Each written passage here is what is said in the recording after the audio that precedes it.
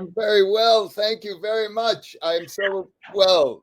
That's great. Surprised. That's great. Thank you for being here, everybody who is watching. I just want you to know that we're talking to John Dilworth, Oscar nominee, for his creations.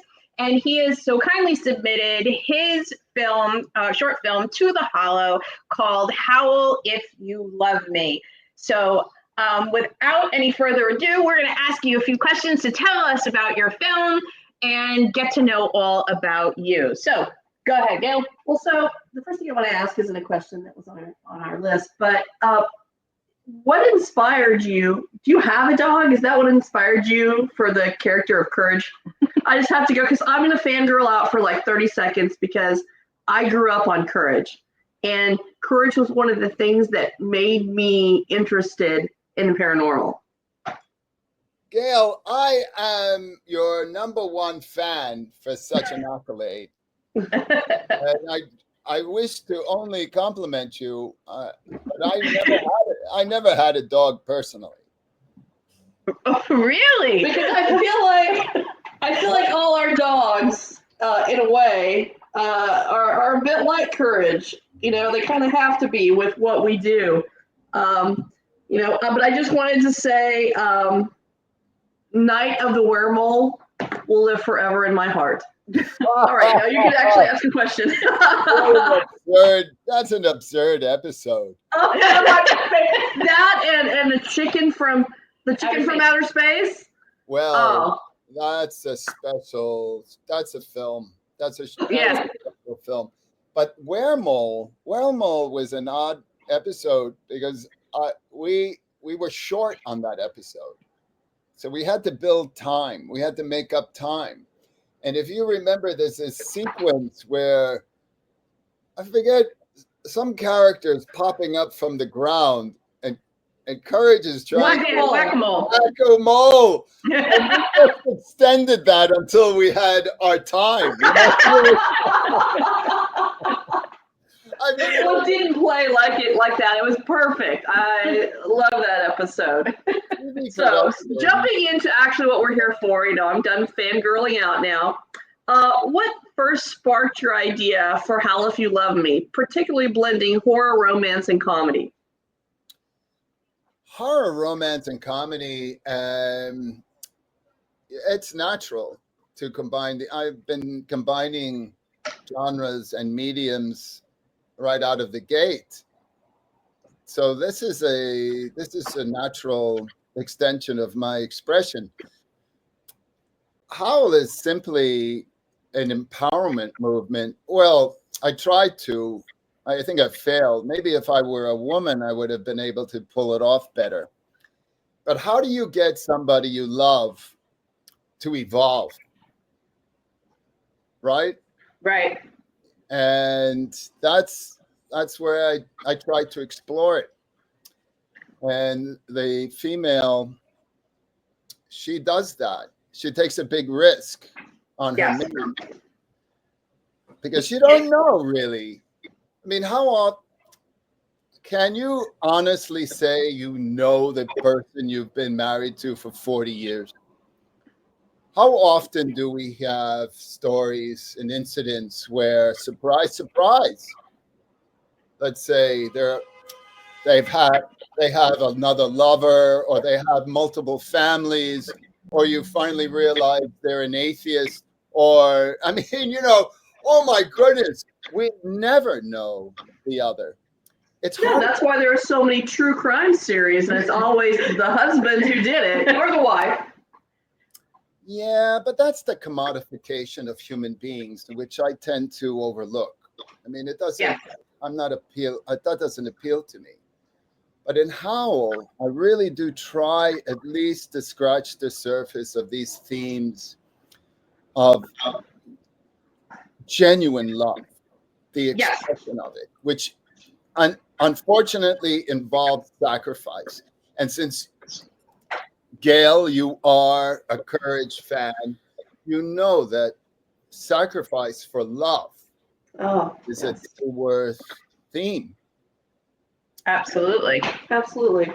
And I find, to your point, I find it on so many levels in the film, you know, that it starts with the engagement and the hesitation to commit, you know, to that, and then watching the evolution of the characters as this, you know, a story unfolds, you know, that the commitment of the marriage and you know, juxtaposed against the commitment to turn from human to superhuman, and to think that to go into a marriage, part of you does have to be a little bit superhuman, you know, in order to go through life with the same person for 40, 50 years, and you know, unless one is naive.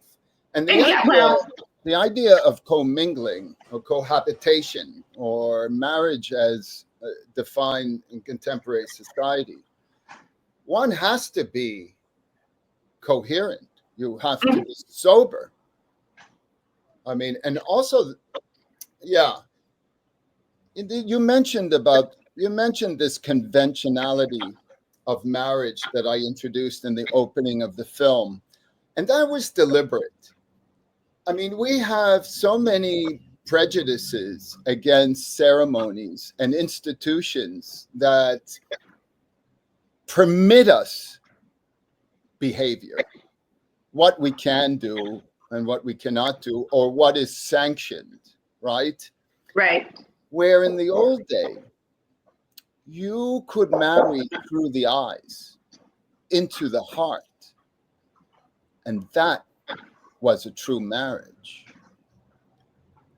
So I didn't sell that personally. I didn't sell that contract well enough. But I did want to use the conventional idea of a bond, a traditional bond, and we start from there, and we go all the way to the end, to true evil, represented by the Twin Towers. Yes, and that's actually one of my points. And excuse me for 1 minute, our dog decided to play with his bowl. Is that you do have the Twin Towers in the background, you know, as this ominous thing lurking in the background. And I wanted you to comment on that with the Twin Towers, because some people might look at it and say, oh, okay, it was, you know, this was developed, you know, in a time period before, you know, the tragedy, but they do have significant meaning. And if you could just elaborate on that for me, that would be fantastic. Yeah, I wanted to set the film in a fictional past future in New York City in the 80s, but you have technologies that are well advanced than that period, right? So that's one tension. And the Trade Center, those towers, the two that make one, reflecting both our heroes, our lovers.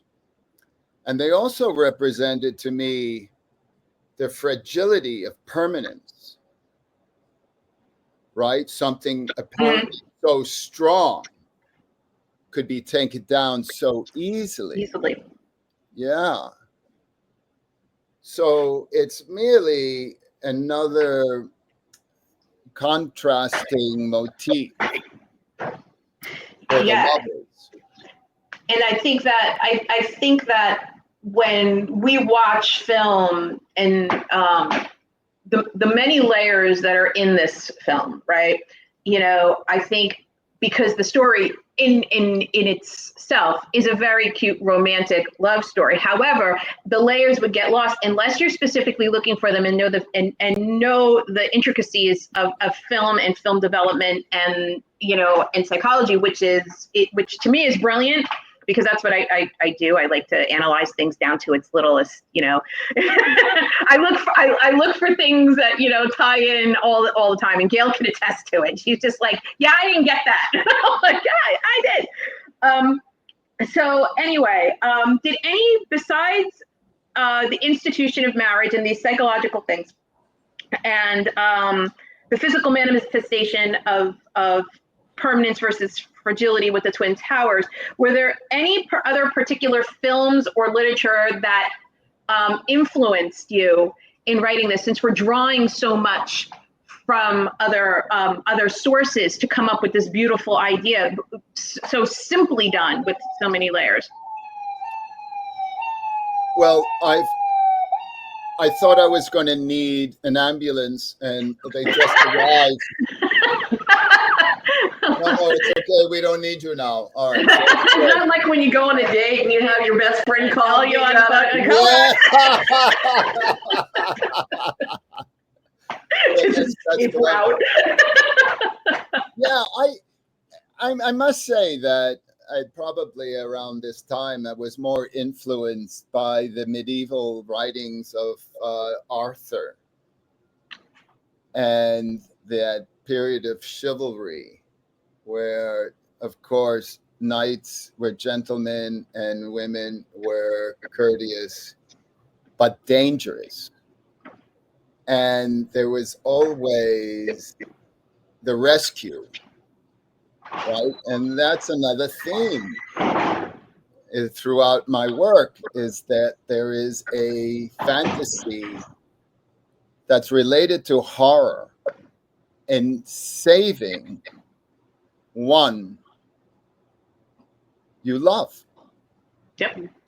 So I can't say that there's one particular or a half a dozen references for Howl, except for the obvious ones. You know, there's Ginger Snaps. I don't know if you know that coming of age film. Popular werewolf movie, very familiar. Mm-hmm. Yeah, such a great movie. Such a great movie. Agreed. Yeah, and the original Wolfman, and even what was the film? Italian neorealism with the dog and the old man, Umberto B, something like this. There was a dog in that film that I took the name from my own dog, and it comes out to be Spot. Really, it's much more interesting in Italian. These are just some of the references, but not very many. I could also, let me add one other thing. Sure. Now, most of my work is semi-autobiographical. I mean, I would... How so?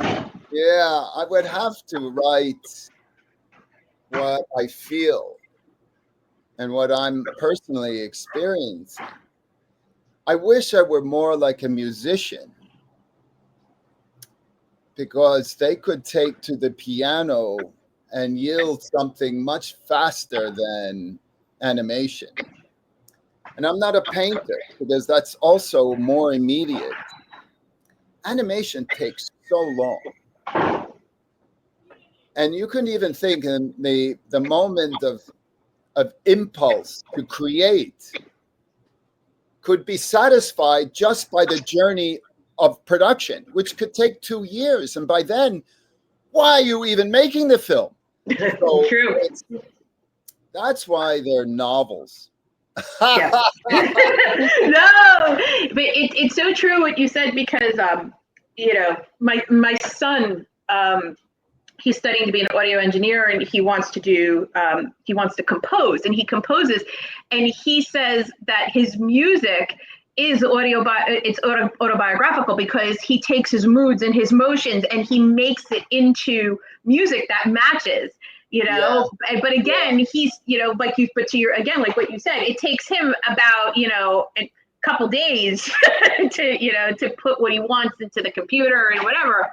Well, this is the challenge for me that has plagued me for 40 years. And I think your son may have this conflict himself. How do I take the personal and make it universal? Yeah. That's right. Yeah, I don't want to admit to having some kind of block, but I just can't, I'm not satisfied with the way that I could communicate basic human experience and emotions across the board. Yes. However, I do think it, like you said, it's hard. It's extremely difficult because our own emotions are just so unique to us, and to put it on a level that unites everybody so that we can all identify. It's a very challenging thing to do. But Howl, I could say, Howl, I think, looking at it, my opinion, is most relatable because, like you said, we've all been there. We've all been there in the throes of love, and then that also in that back of our head, that deep questioning that just, no pun intended, eats away at us, But I want Gail to ask a question because I've been monopolizing.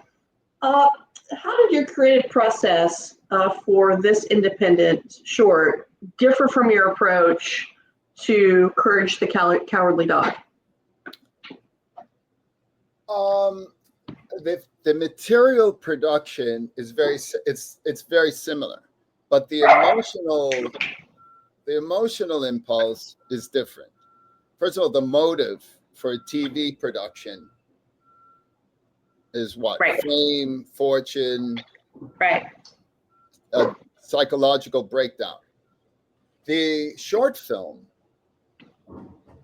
the motives would be personal expression and the hope that the expression is received in the world the way that I want it to be. And kind of as a follow-up too, with a large production movie, I was reading somewhere that there might be a possibility of a live action Courage. Is that something that's true, or is that a rumor? Who knows? Who knows? It's not art anymore. It's commerce. And Yes. if there is a shekel to be made, wringing out the last drop from your laundry, then they'll do it.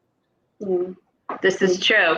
This is true. And as people who doing like paranormal stuff, it's like I always say, when we do paranormal investigations, we, and people that make content, as opposed to people who research, I said that some people who do paranormal investigation, they are what WWE is to wrestling. There is, there is. Yeah, of course. Yeah. Look, we're not deceiving ourselves. It's illusion. It's entertainment. Right. Absolutely. Just like the news. Yeah. Just like politics. Even though there are levels that we're not invited into that are very, very dangerous, but it's always presented to entertain you. Right. Otherwise, news programs wouldn't have ratings. More than that, the ratings only are legitimate by the sponsors. This is true. By the ads. You're absolutely right. I remember, and we're totally going off film here, but I remember. We're off film now. I remember telling my son when he was in high school, he had to write a paper, and he was talking about having to write a position paper, and he goes, "Well, how do I know?" And I said, "Whoever pays for the study is the one that's right." I'm like, that's how it goes. That's where you get your data from. Whoever pays for the study. Yeah. In terms of Howl, If You Love Me, the only thing at risk was the love of these two lovers. Correct. And if one was willing to sacrifice so that the other could remain, and they both continue. And that was also the contrast of the last frame. Correct. Because we both know that there's a pair in that frame that doesn't exist anymore. Absolutely. So, can I ask a question? Oh, sure. Okay. So I read somewhere that you are a continual learner, right? So where have you, in terms of your, your journey, how has your perspective in terms of making short changed, and has it or has it not changed? Well, we have to separate the need for a livelihood with the pleasure of creating. Mm-hmm. Now, making art is always a joy. The problem I find with making art is more material, and then the expectation. Well, how do we manage disappointment? Now that breaches both commercial and fine art. There's going to be disappointment. Right. I think that I haven't changed very much because I remain disappointed. But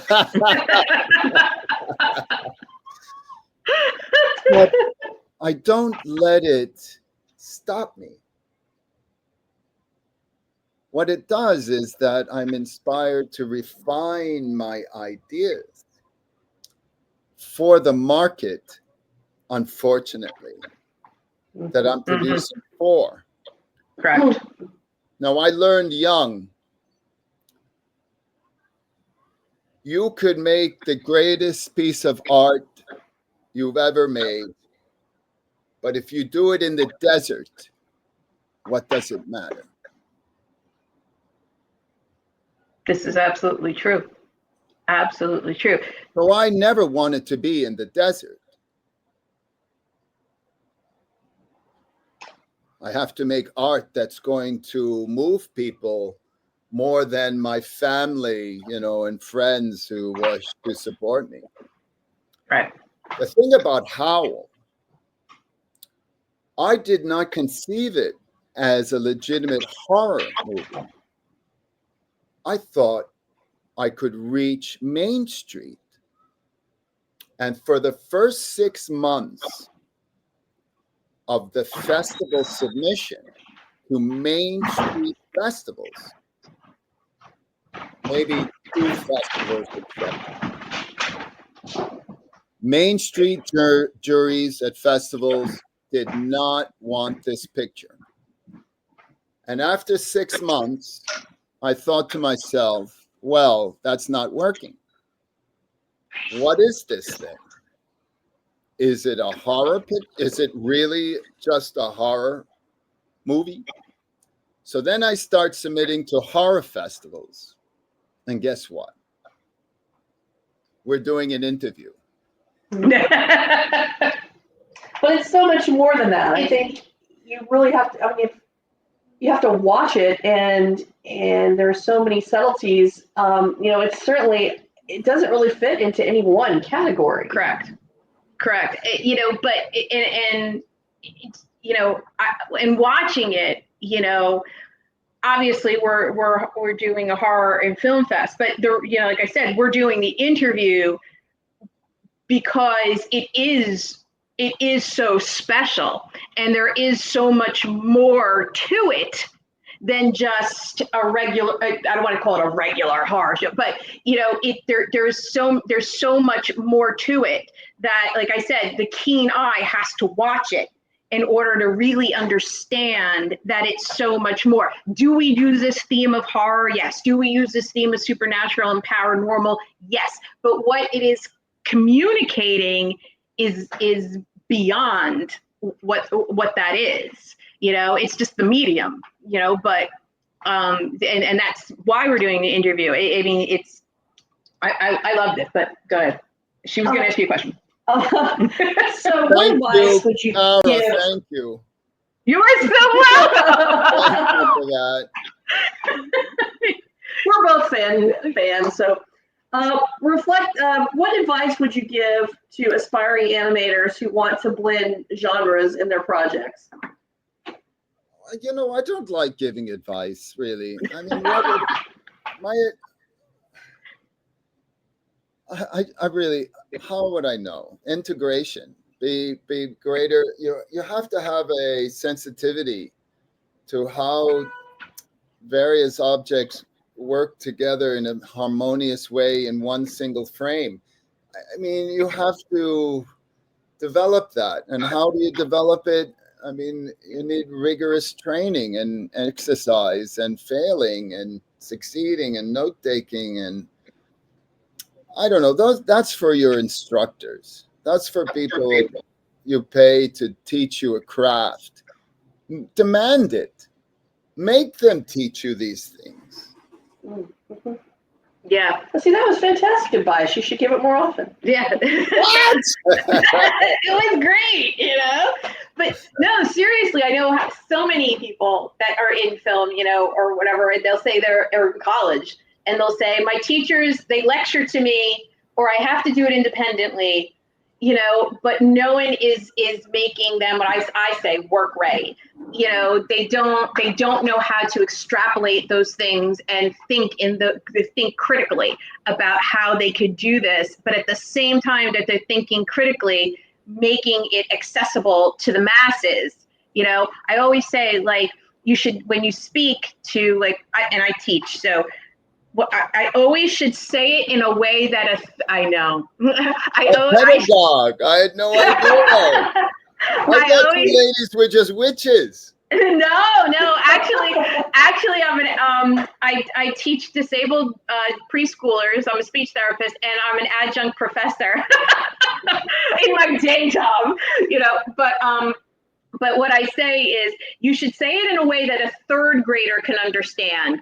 But the material that you're conveying should be something that a college level person should be able to get.